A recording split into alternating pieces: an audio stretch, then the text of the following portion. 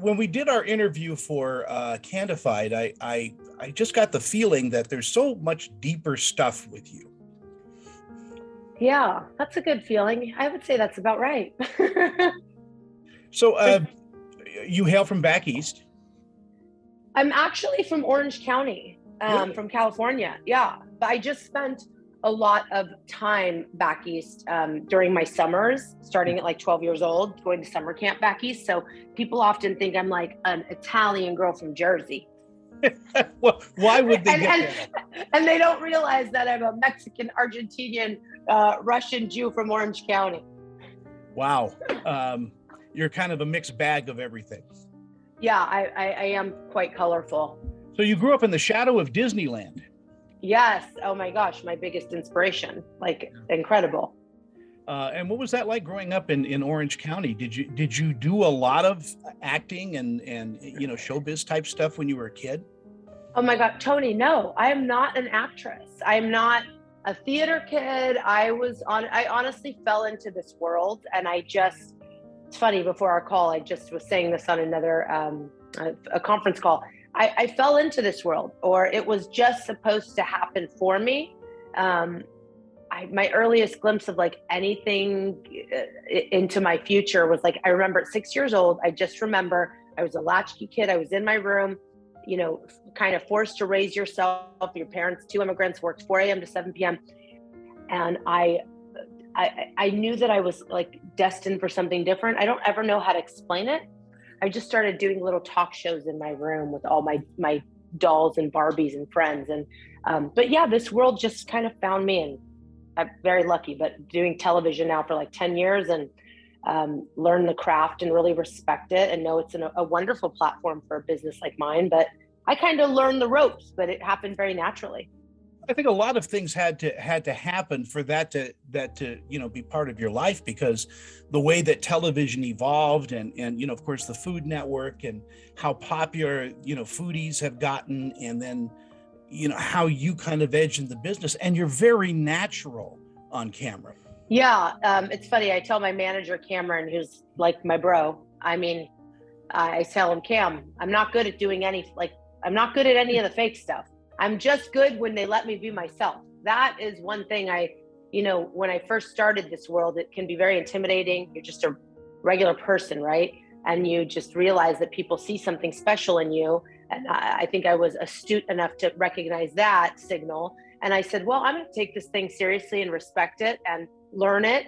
And that's kind of been what I've done my entire life. It's just when you realize you're, I don't know, good at something, you want to become better at it. So it just kind of happened. But I just say, let me be real. When I'm being real, like on Candified, that's 100% who we are. And it was so wonderful because I think it translated to the audience, and we'll see what happens. All your things, Sugar Rush and everything that you've done, you don't play a part, you play you, and you're good at that, I think.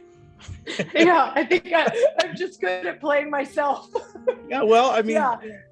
There are people that made a whole business doing that, just playing themselves. Yeah, I had a couple people from the show just kind of say like, "You an actress?" I'm like, "No, bro. This whole mess is me." It is what you're. Do you consider yourself an entrepreneur? Yeah, I consider myself more of a business person more than anything else. I've been writing up business plans since I was 6 years old. Truly, I was a very, I don't know. I always recognized the uniqueness. Perhaps I was a bit different or a lot different. And when you're young, you just call yourself weird. I've leaned into the weird word. I mean, weird is rad. It's not a negative thing for me. Weird is just different.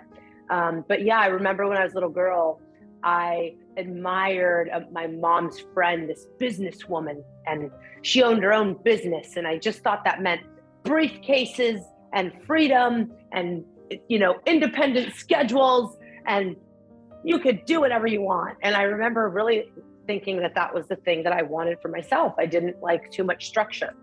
And I started writing business plans. And my first one was 101 ways to make chicken. It was a chicken restaurant, but I gave up after 21 ways. because I could only think of 21 chicken recipes. Well, growing up in the family that you did, because I think the Latin families and Italian families are very much alike. We do everything over food.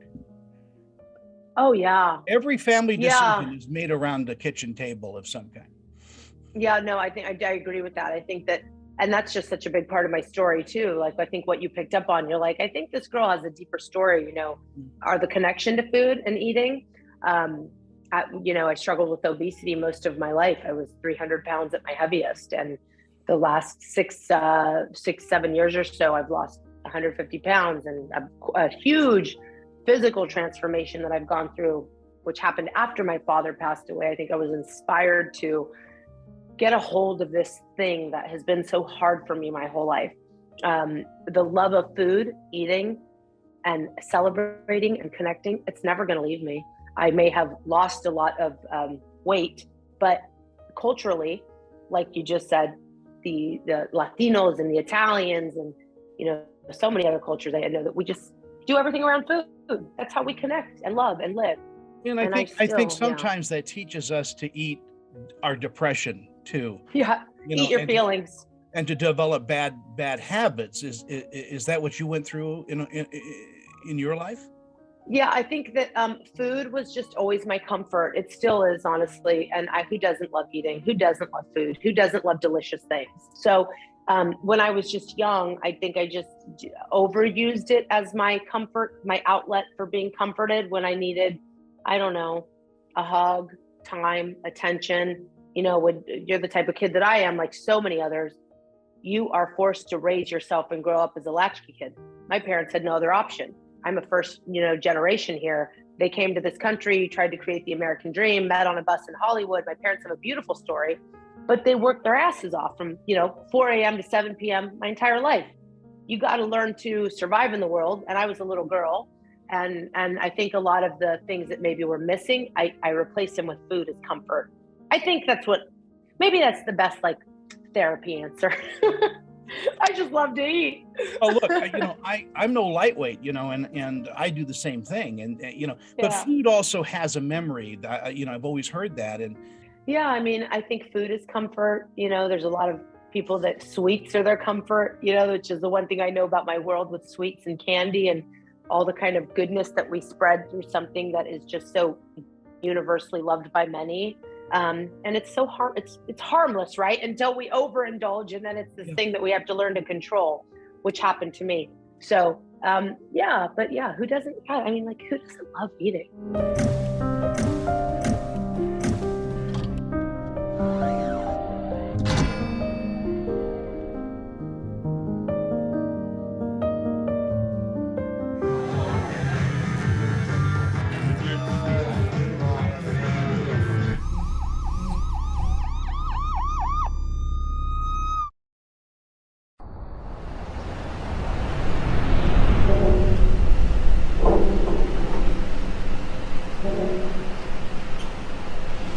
Tell me about creating the Hollywood Candy Girls.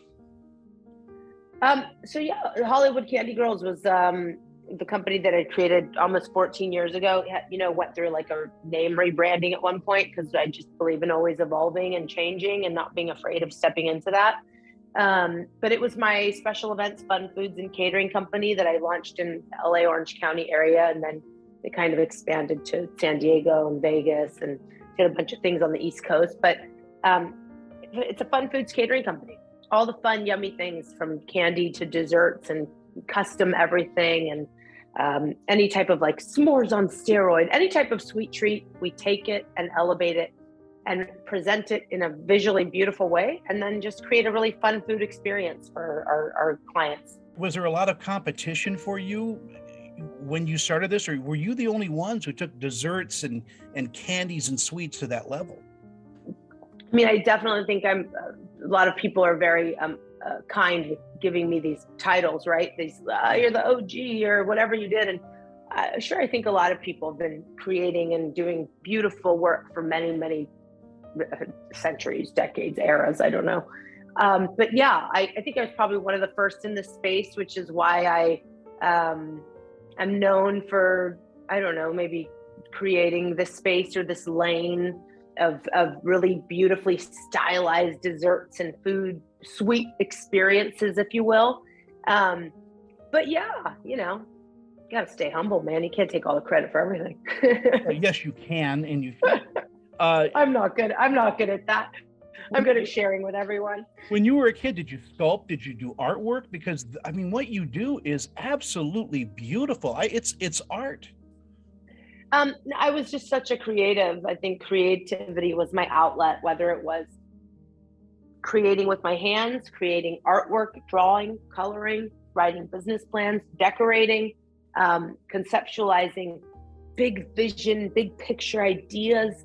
I always dreamed of opening my own theme park. I think we're finally on the way to that, to be quite honest with you. A candy, sweets themed world of sweets where everyone belongs and is just joyful. That to me, that honestly is, if you were to ask me, like, what's your end game? What's the end goal? It's that, you know, it's to do something so special and big, because I love big. It takes a lot of work, though, to do what you do. I mean, to create a show, to produce the show, and to oversee all of that. It's like herding cats, I would imagine. Yeah, I mean, I definitely can't take credit for all of that ever, and I never ever would, because I'm such a realist. But the team, you know, you can do amazing things with the right people. Everything comes down to being with the right people. I've also done many extraordinary things, to be very honest with you, and I did them with the wrong people. And I learned many lessons in business that were very, very necessary, and still learning and always learning and growing. I think when you can lean into the good things and even the bad things and the hard things without shying away from how hard or sometimes painful they are, that's what makes you better in business. And I would never stand on some sort of platform or soapbox that I'm so lucky to have been given and say, everything's amazing and everything's so beautiful and perfect and sweet. It's a part of my world, but it's not the truth. And so I just think that, yeah, these amazing feats are accomplished because the team that you see on the show, I love them like my kids, my family. I mean, literally all day long, it's me and D. Micah texting, Genevieve texting, everyone texting ideas. You know, that's what we really do. And I'm like, God, you guys, we're so lucky. If we can continue doing this thing, this is very authentic for me. But even from our production team and the producers that we got to work with, it was such an working with Hulu, working with Bright Spot, we became a family. I think, here's the thing. I don't think I do things that just don't feel comfortable or real. You can also always choose to say, this isn't for me. A lot of people, sometimes we can't say, and you probably know this too, like, we would love to say this isn't for me, but we need the job, right? We need to work.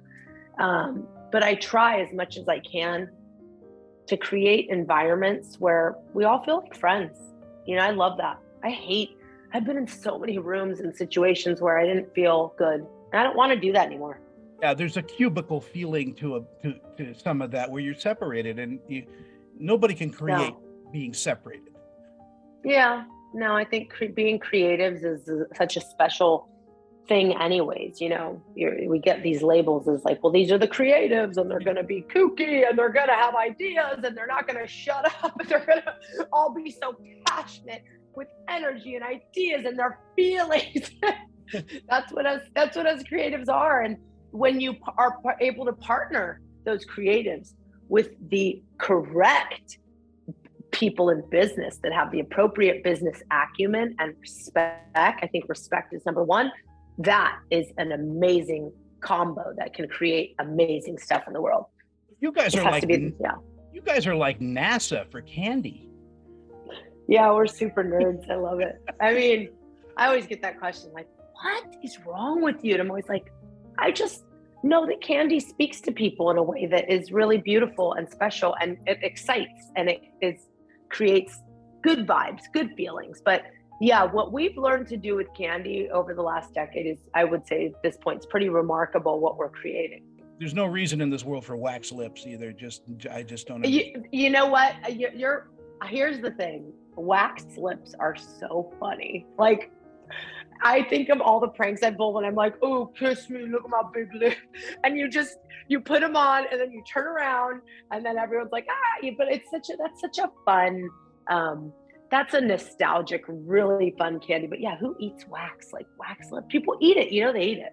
But getting back to your point, see how happy candy makes us, and just even Yeah. talking about it, because we all grew up with things that we liked. That is what I always say is the power of candy, of chocolate, of sweets. Millions of people are losing their dental coverage every year or can't afford dental care due to the high cost. Just a simple cleaning can cost over $100. But there is an answer, TDA. For about $1 a day, Total Dental Administrators covers over 200 dental procedures. Whether you're an individual, a family, self-employed, or retired, TDA has a plan that's right for you, starting about $1 a day. So call or click for your free information kit and see how affordable dental health can be.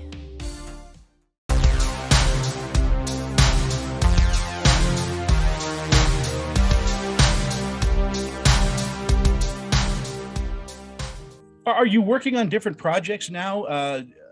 Are you going to be doing another show after Candified? Or are you locked into Candified for a while?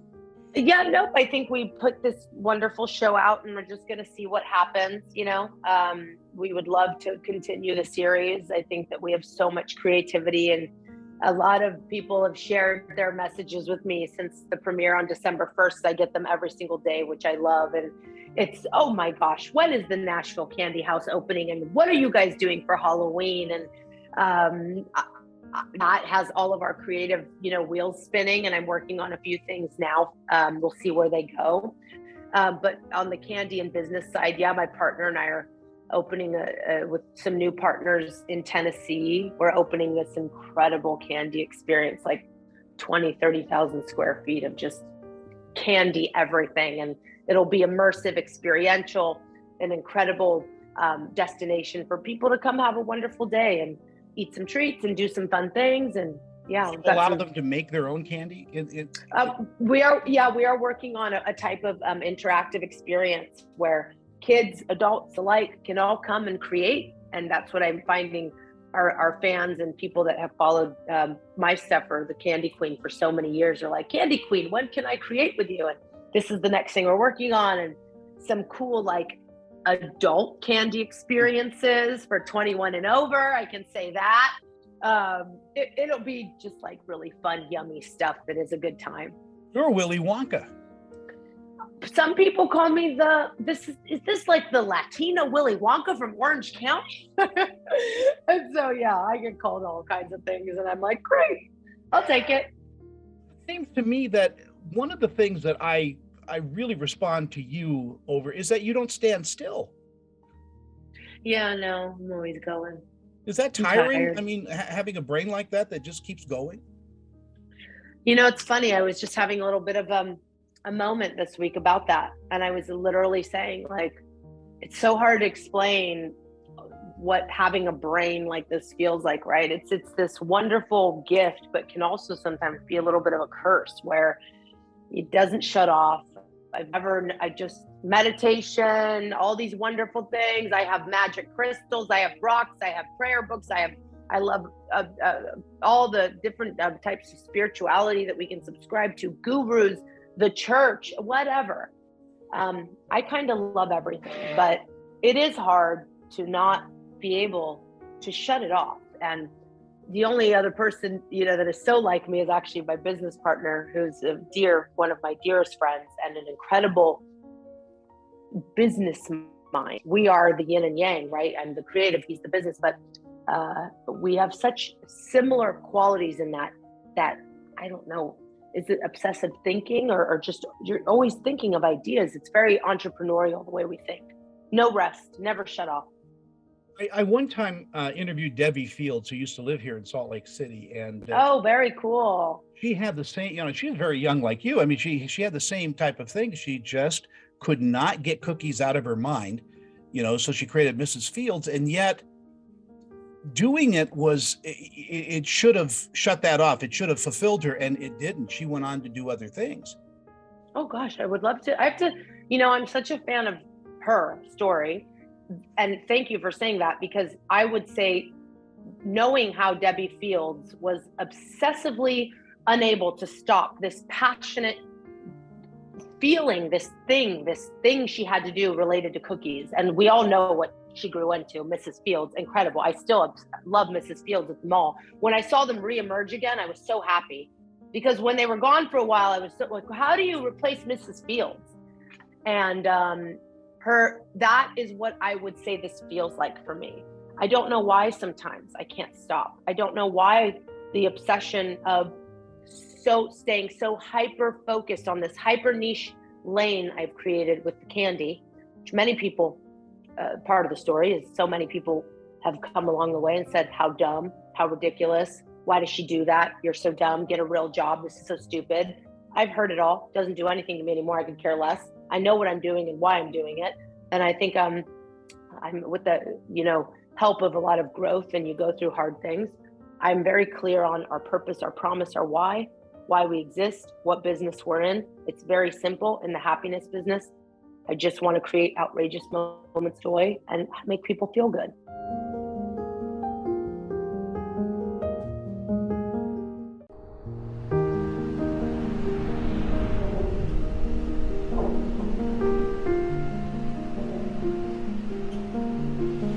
I just want to thank you so much for the time you spent with me, both times, but this time was so, pardon the pun, sweet. Yes. And again, have a great holiday. Have a happy new year. And I hope that, it becomes doubly prosperous for you, both in your heart and on paper. Yeah. Thank you, Tony. It's such a pleasure. I think we just connected and became friends, and it's so lovely. And, we'll see where this all goes. Hopefully I'll be inviting you to some great openings soon.